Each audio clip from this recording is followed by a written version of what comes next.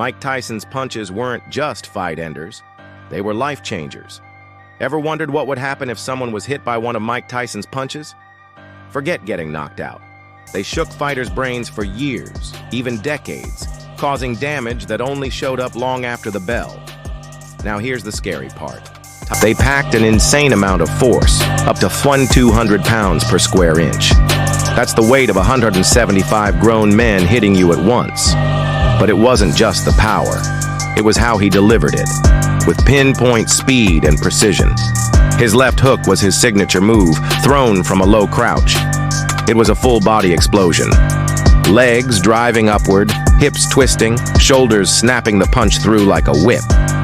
And he aimed that whip at your head not to tap out an opponent, but to shatter their senses.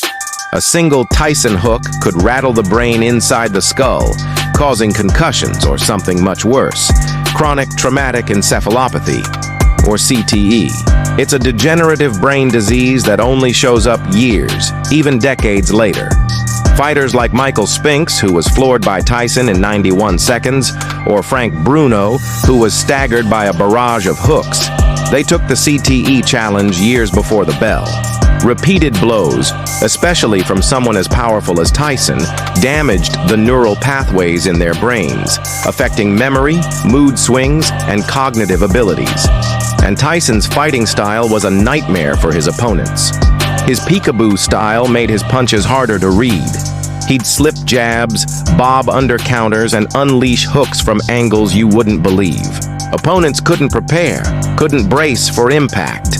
All they could do was try to stay conscious, and when Tyson connected, he hit them where it hurt. The temple, the jaw, spots that amplified the brain's collision with the skull. Fighters like Jesse Ferguson, who Tyson knocked senseless in 1986, showed signs of slurred speech and slowed reflexes years later.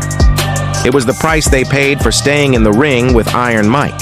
Medical studies back this up. One severe concussion can double the risk of CTE, and Tyson's punches were that severe, delivered over and over again.